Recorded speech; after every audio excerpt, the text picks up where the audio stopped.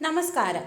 Pension ന്യൂസിന്റെ പുതിയൊരു വീഡിയോയിലേക്ക് എല്ലാവർക്കും സ്വാഗതം. വരും ദിവസങ്ങളിലെ അറിയിപ്പുകൾക്കായി ഈ ചാനൽ സബ്സ്ക്രൈബ് ചെയ്യുക. ഈ ഇൻഫർമേഷൻ കൂടുതൽ ആളുകളിലേക്ക് എത്തിച്ചേരാൻ വീഡിയോ ലൈക്ക് ചെയ്യുക.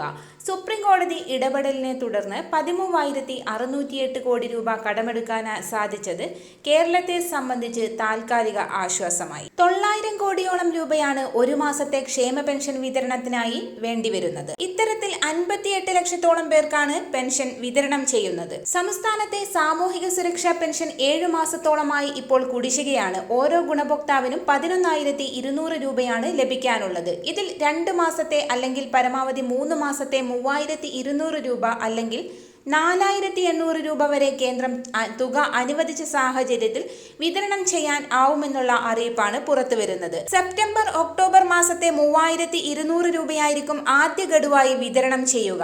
55 ലക്ഷം വരുന്ന ആളുകൾക്ക് ഈ ആനുകൂല്യങ്ങൾ ലഭിക്കും. വാർദ്ധക്യ, വിധവ, ഭിന്നശേഷി, അവിവാഹിത പെൻഷൻ ഇവർക്കെല്ലാം തുക എത്തിച്ചേരും.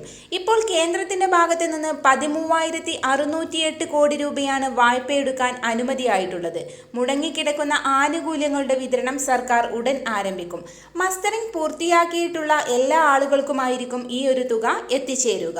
അതേസമയം സർക്കാർ ജീവനക്കാരുടെ ശമ്പള വിതരണം പൂർത്തിയായി. 6-ാം ദിവസമാണ് മുഴുവൻ ജീവനക്കാർക്കും ശമ്പളം വിതരണം ചെയ്യാൻ സാധിച്ചത്. 5.25 ലക്ഷത്തോളം ജീവനക്കാരുടെ ശമ്പള വിതരണമാണ് പൂർത്തിയായിരിക്കുന്നത്. സാധാരണയായി 3 ദിവസം കൊണ്ടാണ് ശമ്പള വിതരണം പൂർത്തിയാക്കാറുള്ളത്. ട്രഷറി നിയന്ത്രണം നീക്കുന്നത് സംബന്ധിച്ച തീരുമാനം എടുത്തിട്ടില്ല. ഈ മാസം 1-ന് ട്രഷറി ഓവർ ഡ്രാഫ്റ്റ് കാലയളവ് പിന്നിട്ടതോടെ കേന്ദ്രത്തിൽ നിന്നും നികുതി വിഹിതമായി കിട്ടിയ 2,736 കോടി രൂപയും IGSTയുടെ സെറ്റിൽമെന്റായി കിട്ടിയ 1,386 കോടി രൂപയും റിസർവ് ബാങ്കിലേക്ക് തിരിച്ചടക്കാൻ ഉപയോഗിച്ചിരുന്നു. ഇതാണ് ശമ്പള വിതരണത്തിന് തടസ്സമായിരിക്കുന്നത്. കൂടുതൽ വാർത്തകൾക്കായി ഈ ചാനൽ സബ്സ്ക്രൈബ് ചെയ്യുക.